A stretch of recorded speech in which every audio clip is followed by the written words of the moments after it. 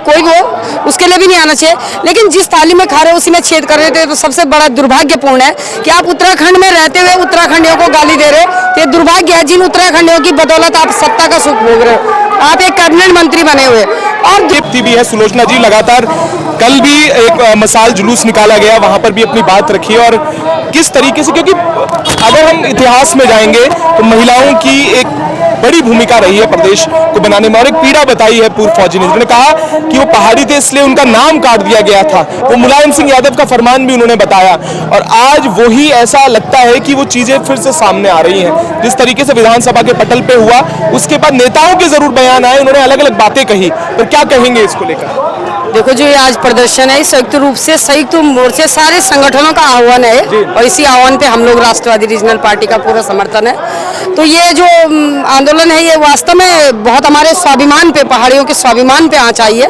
मेरा तो खुद भी मानना है कि किसी भी समुदाय के लिए कुछ भी शब्द बोलने के ऐसे ही आदमी की जुबान पे आने नहीं चाहिए, कि वो समुदाय कोई भी हो उसके लिए भी नहीं आना चाहिए, लेकिन जिस थाली में खा रहे हो उसी में छेद कर रहे थे, तो सबसे बड़ा दुर्भाग्यपूर्ण है कि आप उत्तराखंड में रहते हुए उत्तराखंडियों को गाली दे रहे हो। ये दुर्भाग्य है जिन उत्तराखंडियों की बदौलत आप सत्ता का सुख भोग रहे हो। आप एक कैबिनेट मंत्री बने हुए, और दुर्भाग्य और चीज का है, एक चीज का दुर्भाग्य और है कि जिस विधान सदन के अंदर ये बात उन्होंने कही है, वहाँ पे इतने लोग सारे पहाड़ी हमारे विधायक है, क्या उनको उसी समय आवाज भंग कर देते? उसी समय विधानसभा को भंग करना, सत्र को भंग कर देना चाहिए था, और सत्र को भंग करने के बाद तुरंत उस पर एक्शन लेना चाहिए था। पहले विधानसभा सत्र 2 दिन बाद चला लेते, लेकिन वो इतनी बड़ी निंदापूर्ण घटना थी कि उसमें तुरंत एक्शन लेना चाहिए था, तुरंत उसको समाप्त करके और बर्खास्त कर देना चाहिए था उसी समय।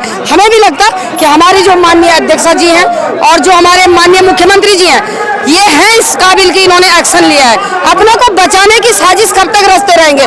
50 सफाई दे रहे पीछे से, उस सफाई से कुछ भी नहीं होता जो जुबान से निकल गया। कभी कभी एक हाथ की मारी हुई चोट तो एक पल में घाव भर जाता है, लेकिन जुबान से निकली चोट हर बार एक आग जलती है उससे, कि हमारे लिए कैसे अपशब्दों का प्रयोग किया।